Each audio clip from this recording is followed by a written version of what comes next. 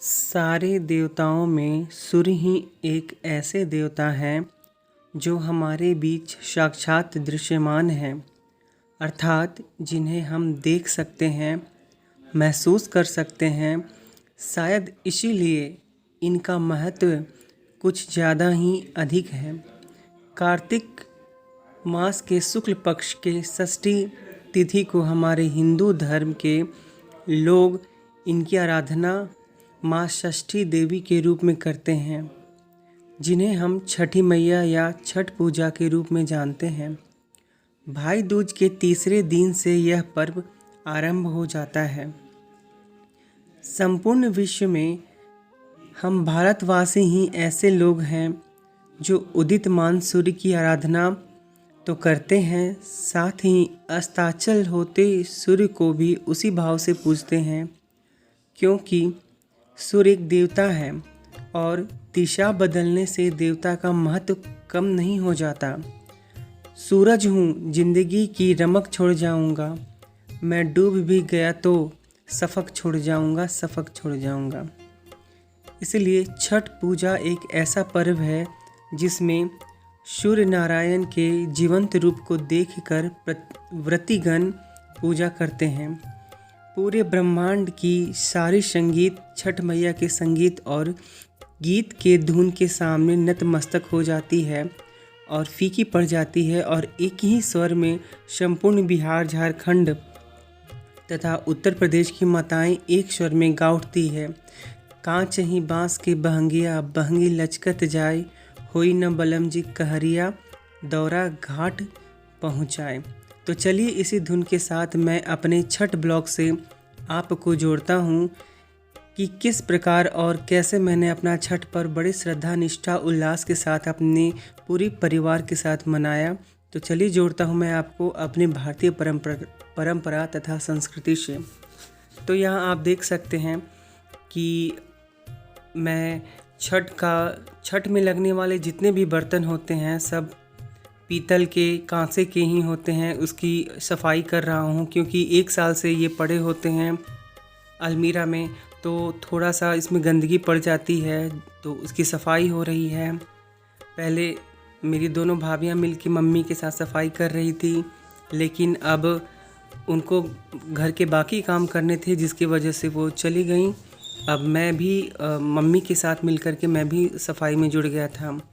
बड़ा आनंद आता है ऐसे मौके पर जब पूरा परिवार मिल कर के किसी एक अनुष्ठान या पर्व या त्यौहार, शादी, ब्याह, कुछ भी कहिए, साथ मिल कर के सब सहयोग करते हैं और हंसी मजाक, हंसी ठिठोली करते हुए सारे पर्व को बड़ी श्रद्धा से, बड़ी निष्ठा से निभाते हैं।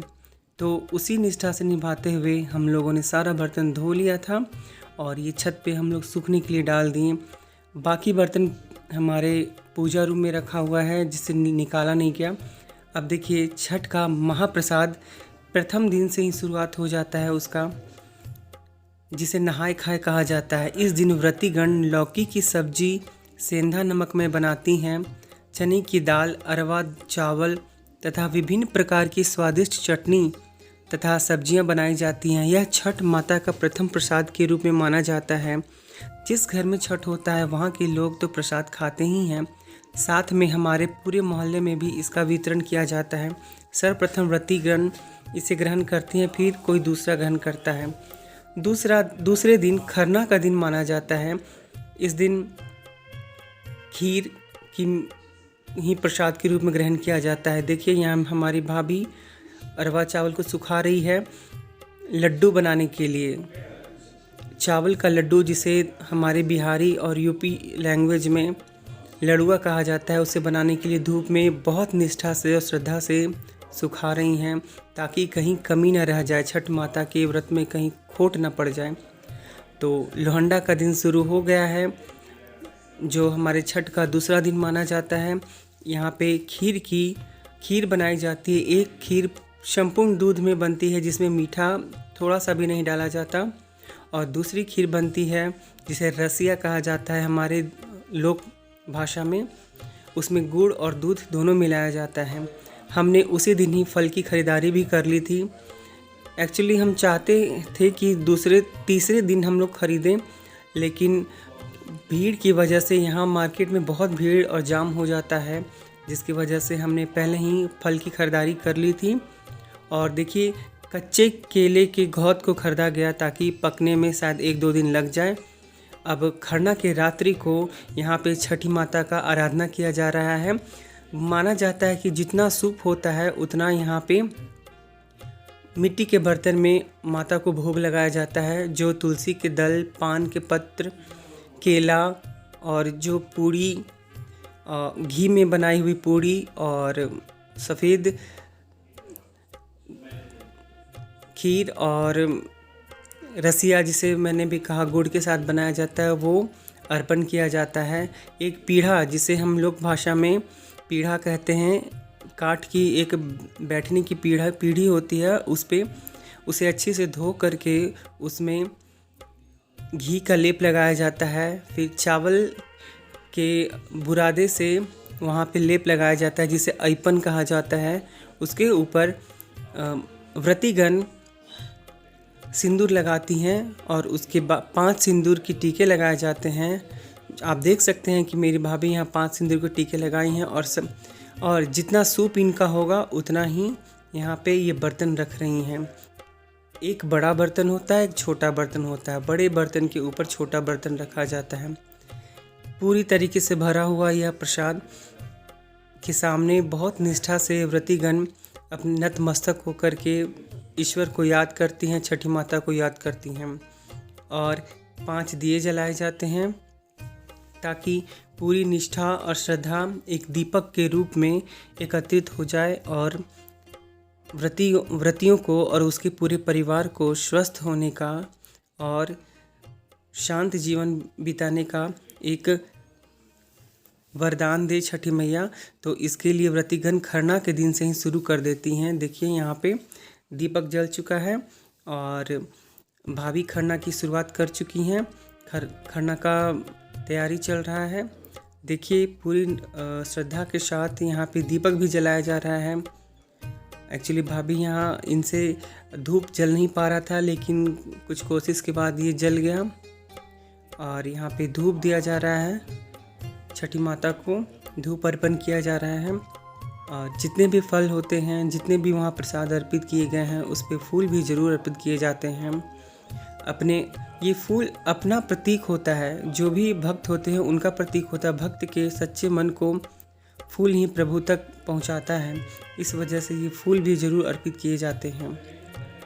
किसी भी प्रकार का इस व्रत में खोट ना रह जाए, किसी भी प्रकार का कोई दिक्कत ना आ जाए, इसलिए बहुत श्रद्धा से और बहुत ध्यान से इस व्रत को मनाया जाता है।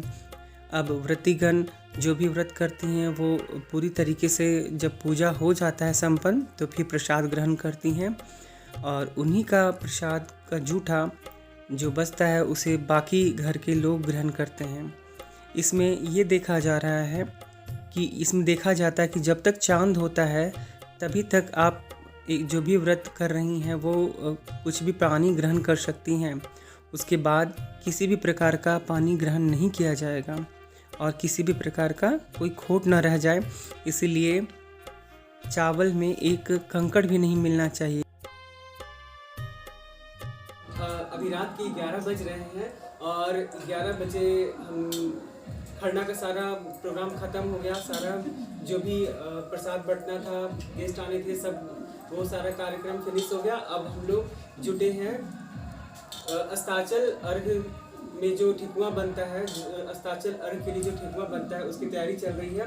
ये मेरी नानी है, ये मेरी माँ है, ये मेरी भाभी है और मेरी छोटी बहन शूट कर रही है और ये मैं हूँ, आप तो जानते ही हैं। तो फिर आज हम लोग सब बनाना शुरू कर दिए हैं। दिन में क्या होता है, बहुत लेट हो जाता है और बहुत सारे कार्य का अलग अलग प्रकार के काम आ जाते हैं, जिसकी वजह से बहुत बिजनेस हो जाता है। इसीलिए लोग रात में ही बना करके फिर हम लोग सो जाएंगे। तो आज मैं भी मदद करने के लिए बैठा हूँ। सोच रहा हूँ कि मैं भी सीखूँ। कल भविष्य में जब मुझे भी इसकी ज़रूरत पड़ेगी तो मुझे बनाने में कोई समस्या नहीं होगी। इसीलिए मैं अपने फुल फैमिली के साथ बैठा हुआ हूँ और फैमिली तो बाकी सो रहे हैं, कुछ यहाँ पे हैं, उनके साथ बैठा हूँ और बना रहा हूँ। देखते हैं कितना देरी हम लोग कितना बना पाते हैं। ऐसे हम लोग को 20-22 केजी आटा का बनाना है ठेकुआ। ये ठेकुआ बहुत ही लजीज होता है, क्योंकि छठ माता का प्रसाद होता जो है ना। तो 22 किलो आटा का बनाना है। कितना देरी लगेगा ये नहीं पता, लेकिन हम लोगों ने सोचा है कि बना करके ही हम लोग जाएंगे रेस्ट करने। और उसके बाद जब ठेकुआ बन जाएगा, बीच बीच में आपका प्रोसेस बताते रहूँगा और आपको दिखाते रहूँगा किस तरीके से हम लोग काम कर रहे हैं।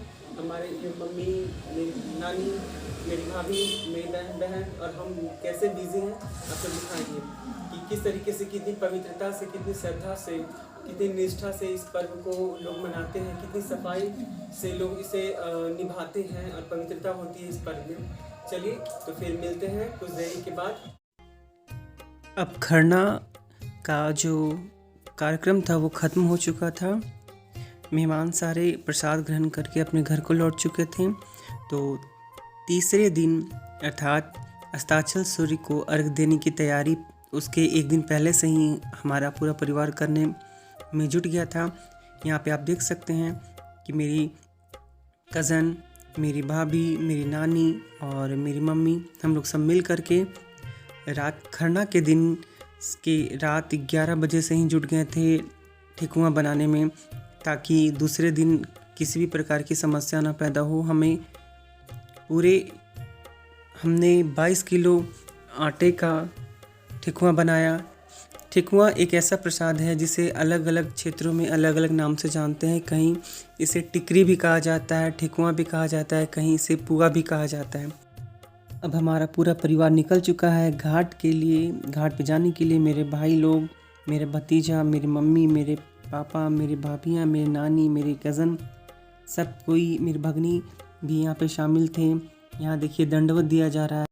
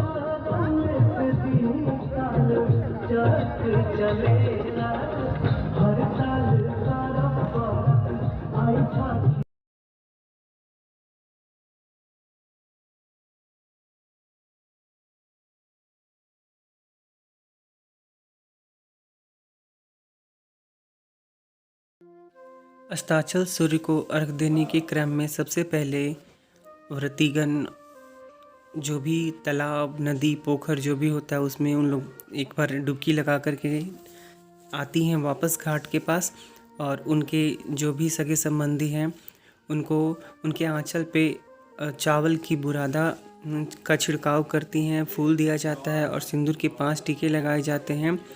ये ऐसा इसलिए किया जाता है कि मान्यता यहाँ पे ये है कि हम घर में रहने वाले देवताओं के तो मस्तक पे तिलक लगा देते हैं, लेकिन सूर्य हैं आसमान के देवता, उन्हें कोई छू नहीं सकता। इसीलिए हम लोग यहाँ पे व्रतीगण अपने आंचल में ही उनको श्रद्धा स्वरूप सिंदूर अर्पित करती हैं और अर्पण और फूल अर्पित करती हैं। तो यहाँ पे जिस तरीके से जितने बार सूप ग्रहण किया जाएगा, जितने बार व्रतीगण सूप लेंगी उतनी बार फिर से वो डुबकी लगाएंगी, डुबकी लगा के नहाएंगी और फिर उतनी बार उनके आंचल पे सिंदूर दिया जाएगा। देखिए मैं अपनी भाभी को अभी हाथ में सूप मैंने दिया और अभी भाभी 5 बार घूमेंगी चारों बगल और सूर्य को प्रणाम करते हुए घूमना है।